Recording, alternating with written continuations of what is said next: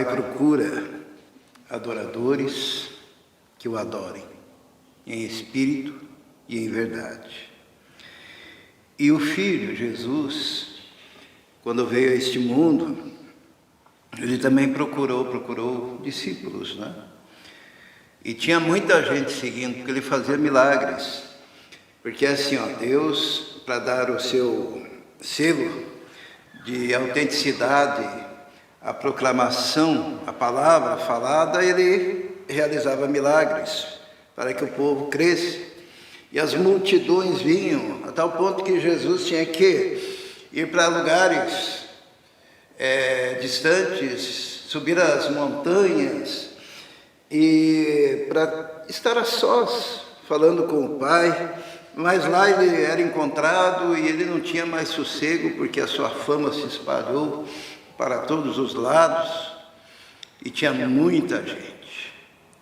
Só que ele, quando foi escolher os apóstolos, com tanta gente, né? Ele teve que andar um pouco. E ele anda e viu ali um pescador e disse: segue-me.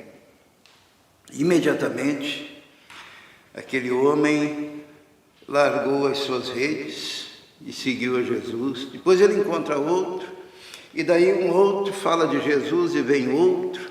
E ele está passando na coleteria, que tem ali alguém coletando impostos, né? Um cara chamado Levi.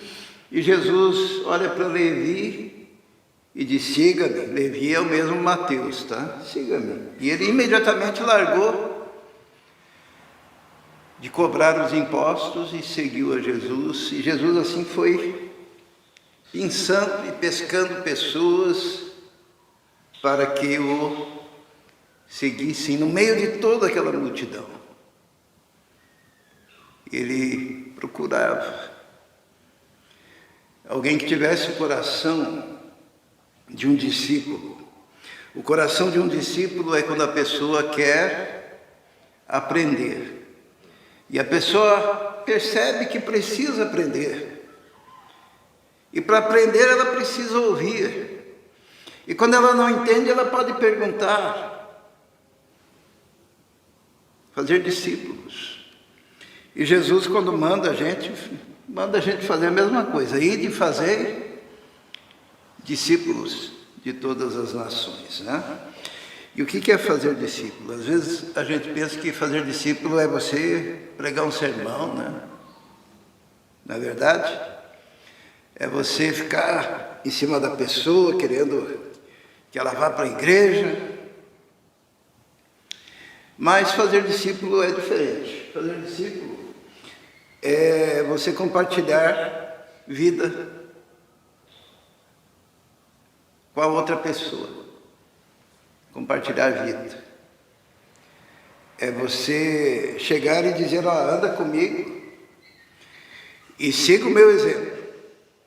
Paulo falou isso, né? Paulo dizia assim: sigam o meu exemplo como eu sigo o exemplo de Cristo.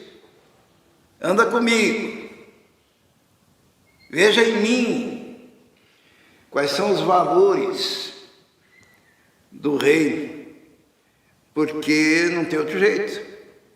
Você pode fazer discípulos ou você pode fazer seguidor, né? Seguidor a gente consegue até na internet, né? Tem gente que tem um monte de seguidores. Mas discípulo é aquele que no final das contas está disposto a dar a vida por aquela causa. Qual discípulo que não foi assassinado porque cria?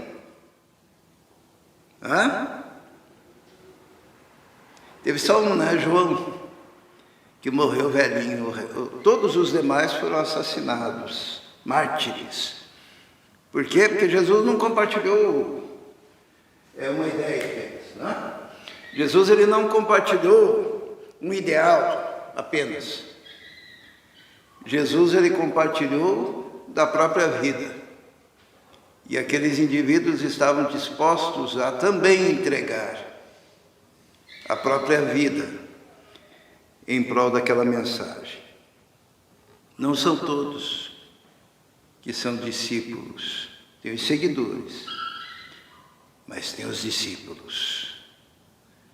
E o discípulo, ele entendeu o que é dar a vida por aquele que ele ama, que é o Senhor Jesus.